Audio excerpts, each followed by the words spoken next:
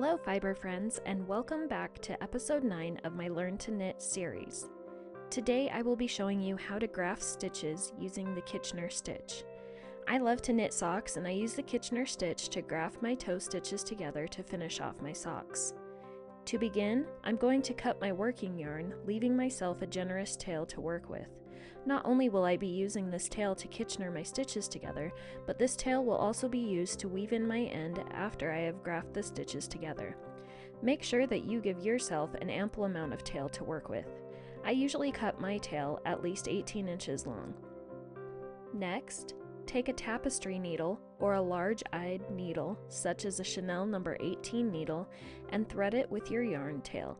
I prefer the Chanel number 18 needles because they aren't as thick as the tapestry needles, and they have a sharper point which comes in handy when you weave in your ends. After you have threaded your needle, we are going to set up for the Kitchener stitch. Your stitches should be divided equally between two knitting needles. Here I have my remaining stitches divided, and I'm going to hold one knitting needle in front of the other, with both ends of the knitting needles pointing to the right. Take your threaded needle and insert it into the first stitch on the front knitting needle as if to purl. Pull the yarn through and snug up the yarn. Do not drop the stitch. Then take your threaded needle and insert it into the first stitch on the back knitting needle as if to knit. Pull the yarn through and do not drop the stitch. We are now done setting up our stitches for grafting using the Kitchener stitch. Take your threaded needle and insert it into the first front stitch as if to knit this time, and pull your yarn through. Now drop that stitch you just worked off of your front knitting needle. Insert the threaded needle into the next stitch on the front knitting needle as if to purl. Pull the yarn through, but leave the stitch on the front knitting needle.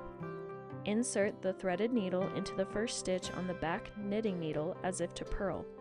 Pull the yarn through and drop that stitch off of the back knitting needle.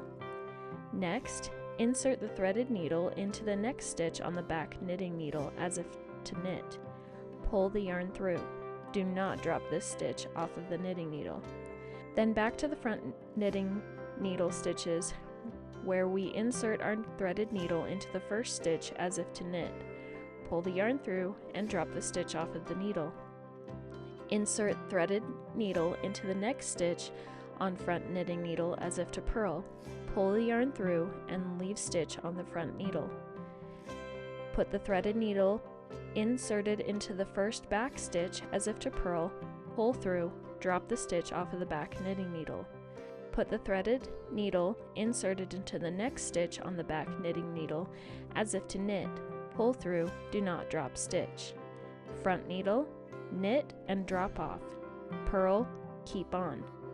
Back knitting needle, purl, drop off, knit, keep on. Repeat this sequence until you have worked all of your stitches. Then, if you are knitting a pair of socks like me, you poke your threaded needle through and prepare to weave in your ends. Thank you for watching. I hope you enjoyed this video. Make sure to subscribe to my channel so you don't miss any of my upcoming tutorials, and we'll see you real soon.